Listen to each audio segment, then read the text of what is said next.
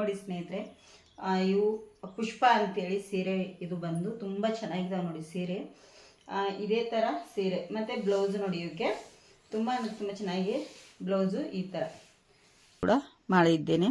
ಹೇಗೆ ಬಂದಿದೆ ಅಂತೇಳಿ ಕಮೆಂಟ್ ಮಾಡಿ. ಹೊಸದಾಗಿ ಯಾರೆಲ್ಲ ನಮ್ಮ ಚಾನಲ್ ನೋಡ್ತಾ ಇದ್ದೀರಲ್ಲ ಸಬ್ಸ್ಕ್ರೈಬ್ ಮಾಡ್ಕೊಂಡು ನೋಡಿ, ಆದಷ್ಟು ಜನರಿಗೆ ಶೇರ್ ಮಾಡಿ. ಇಂಥ ಹೊಸ ವಿಡಿಯೋಗಳಿಗಾಗಿ ನಮ್ಮ ಚಾನಲ್ನ ಸಬ್ಸ್ಕ್ರೈಬ್ ಮಾಡ್ಕೊಳ್ಳಿ. ಮತ್ತೊಂದು ವಿಡಿಯೋದಲ್ಲಿ ಸಿಗ್ತೇನೆ.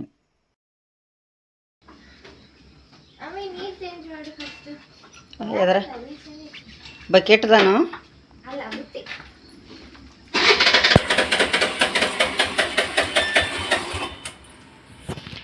ಹೇಯ್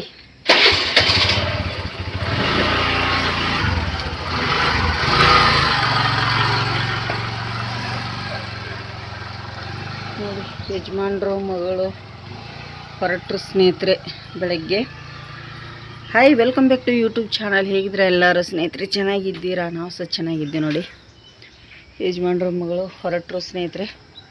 ಇನ್ನು ನಮ್ಮ ಕೆಲಸ ಸ್ಟಾರ್ಟ್ ಮಾಡಬೇಕಷ್ಟೆ. 7 ಗಂಟೆ ಆಯಿತು ನೋಡಿ. ಸ್ವಸ್ತಿಕ್ ಎಷ್ಟು ಚೆಂದಾಗ್ಯ ತೆಳಗೆ ಸಹ ಬೀಳಾಕತ್ತೇವು ನೋಡಿ. ಇವತ್ತು ಗುರುವಾರ ಬೆಳಗ್ಗೆ.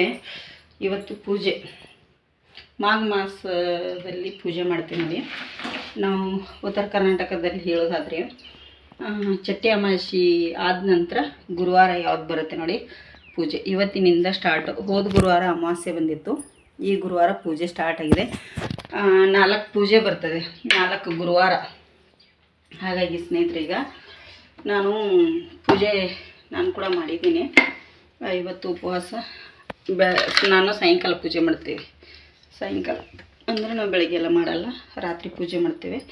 ಈಗ ಸ್ವಲ್ಪ ಮಧ್ಯಾಹ್ನಕ್ಕೆ ಏನೂ ಮಾಡಿಲ್ಲ. ಶ್ರೇಯನು ಕಾಲೇಜ್ ಎಕ್ಸಾಮ್ ಮುಗಿತಂತೆ, ಬರ್ತಾಯಿದ್ದಾಳೆ. ಆಲ್ರೆಡಿ ಟೈಮ್ 3 ಗಂಟೆ ಆಗ್ತಾ ಬಂದಿದೆ. ಒಂಥರ ಸಿಂಪಲ್ಲಾಗಿ ಕ್ವಿಕ್ಕಾಗಿ ಒಂದು ಪಾಯಸ ಮಾಡ್ತೀನಿ.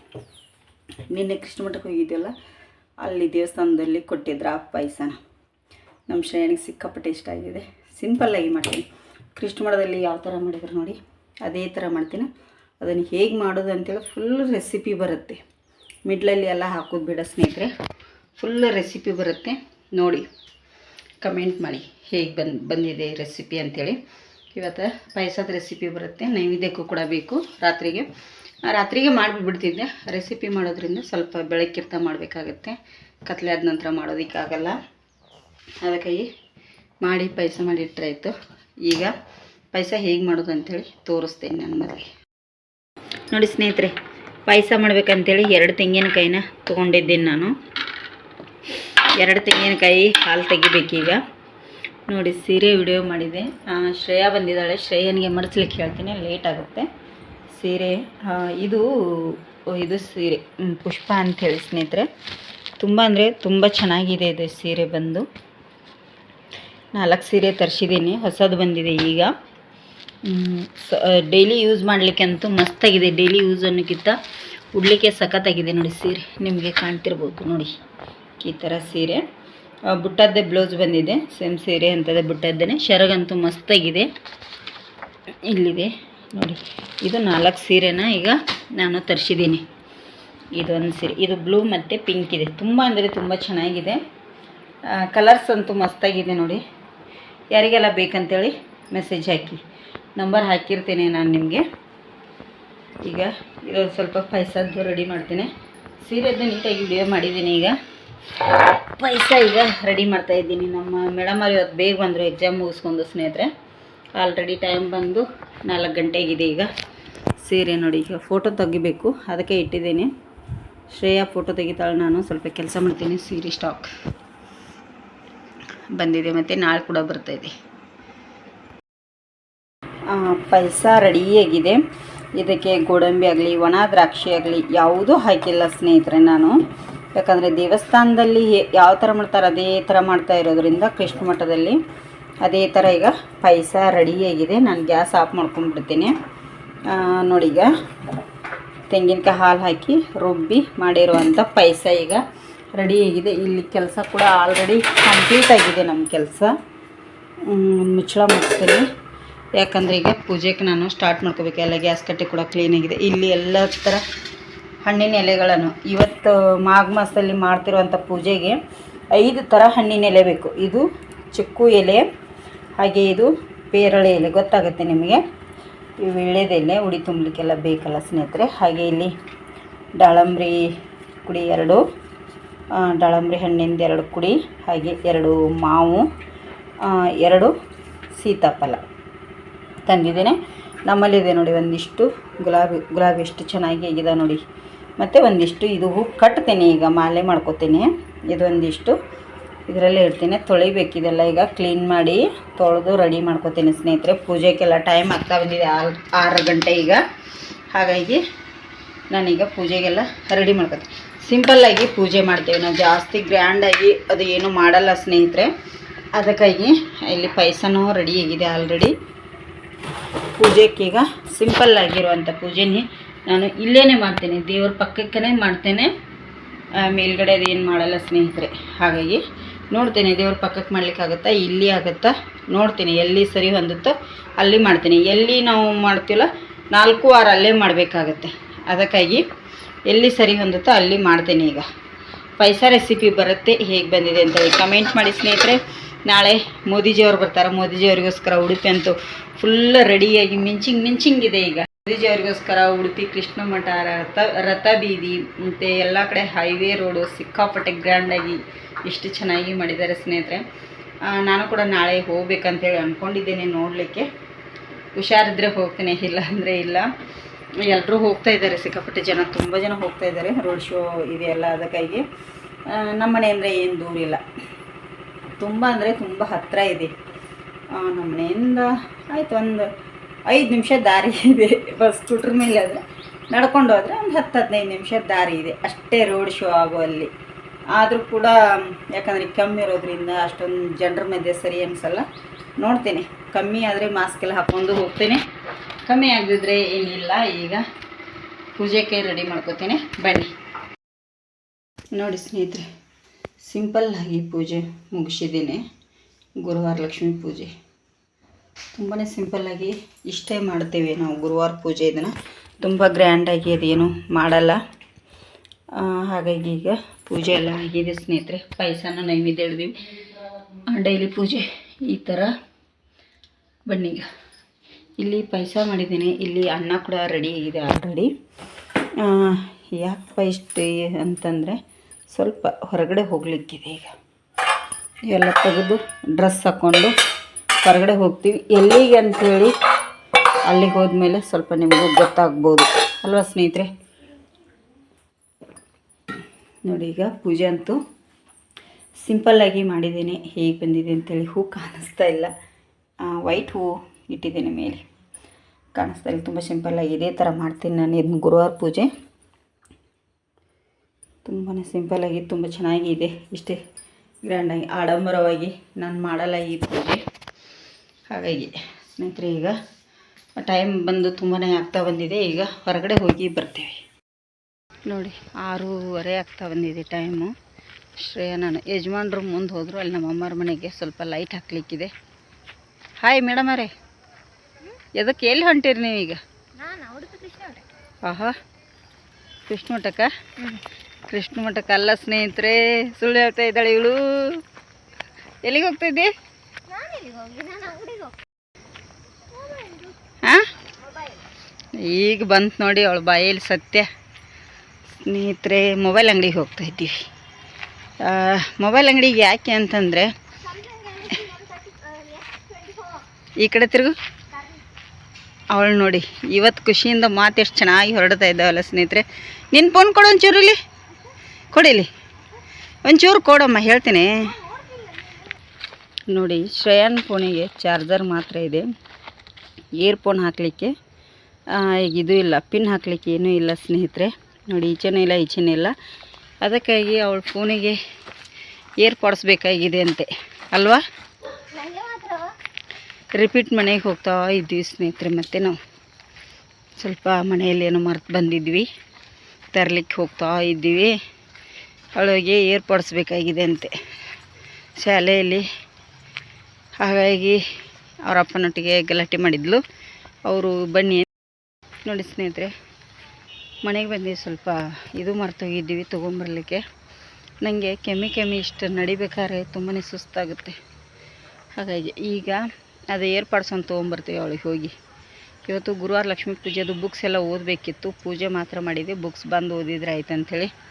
ಅವಳಿಗೆ ಹಿಂದೆ ಬೇಕಂತೆ, ನಾಳೆಗೆ ಹೋದರೆ ಇಲ್ಲ ಇವತ್ತೇ ಬೇಕಂಥೇಳಿ ಕೂತಿದ್ದಾಳೆ. ಅವರಪ್ಪ ಇವತ್ತು ಫ್ರೀ ಇದ್ದರು, ನಾಳೆ ಅಂದರೆ ಅವ್ರಿಗೂ ಆಚೆ ಈಚೆ ಹೋಗ್ತಾರೆ.